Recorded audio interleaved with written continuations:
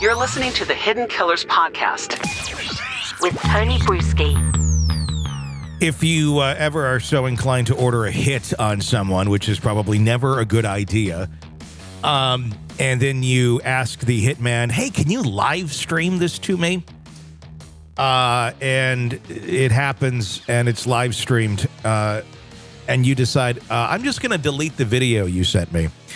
That doesn't make you innocent. that doesn't erase the crime that took place. This is really, it's a shocking one, but it's also a tale of stupidity as well on a lot of people's parts. But a lot of people who are engaged in this sort of activity, not usually the brightest as well either. Las Vegas Metro Police reported a chilling incident where a man allegedly watched the murder of his friend live on a video feed before deleting crucial evidence leading to a chain of arrests and charges. Stefan Jakubov, who's 29, now faces multiple charges, including murder following the August 12th killing of Aaron Chavez, as stated in an arrest report.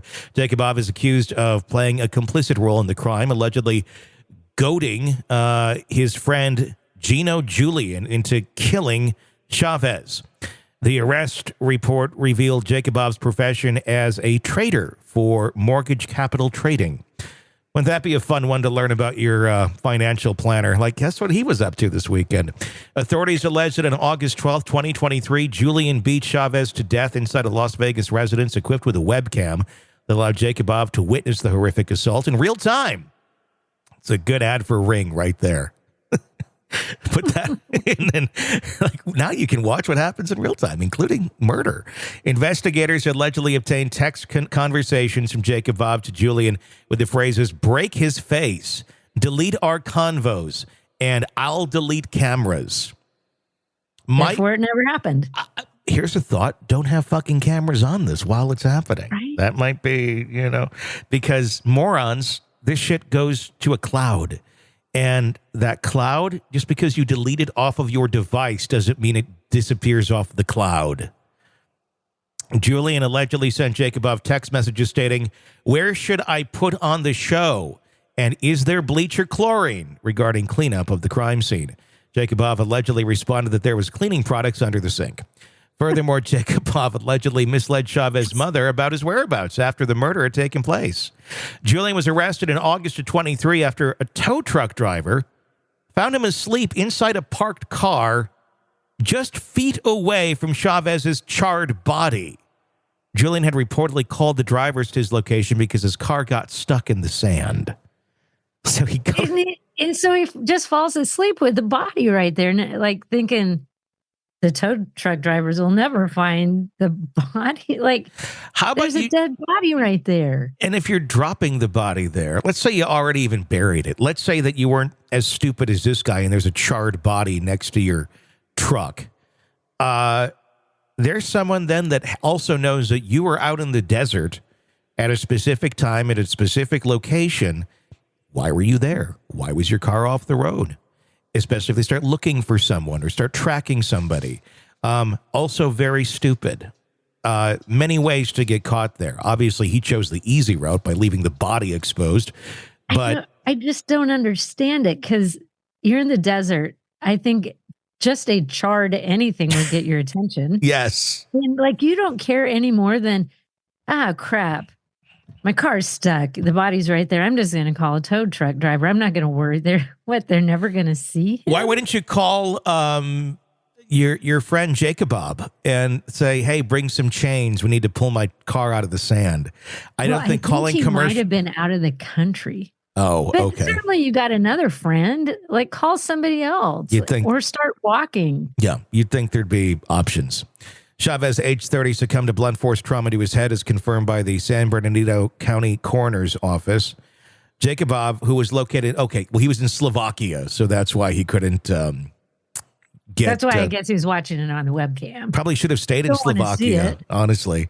He was interviewed by phone by the San Bernardino Sheriff's Department detective on August 16th. During the interview, he revealed details about his relationship with Chavez and alleged financial disputes. Further investigation revealed a feud between Jakubov and Chavez, apparent in a group chat message dating back to August 2nd. The legal proceeding saw a warrant issued for Jakubov's arrest on March 6th, with additional felony charges added to the Clark County District Attorney's Office on March 18th. Las Vegas Justice Court Judge Amy Shinelli set bail for Jakubov at $500,000 for the murder and robbery charges, with additional conditions including electronic monitoring and surrendering his passport. Jakubov's preliminary hearing scheduled for April 25th, with attorneys Robert Draskovich and William Brown representing him. Draskovich expressed confidence in his client's exoneration from the murder and robbery charges, while Robert Draskovich expressed optimism about his client's release, stating, "We anticipate him posting bail in the very near future. He's looking forward to his preliminary hearing in the case and is confident he'll be exonerated of the murder and robbery charges he currently faces." Meanwhile, Julian awaits a jury trial scheduled for May. He remains in custody at the Clark County Detention Center in downtown Las Vegas. I don't get it. Like, that is the strangest thing. Like, I want you to murder him, but I want to see it. And then this whole, like, taking him out into the desert to dispose of his body and getting stuck and falling asleep and calling the tow truck driver. No, the problem was falling asleep. Spotlight on you. There's plenty of bodies in the desert. And many people get buried out there. You could easily hide that body. It's the falling asleep part when you got stuck that totally screwed this whole thing up.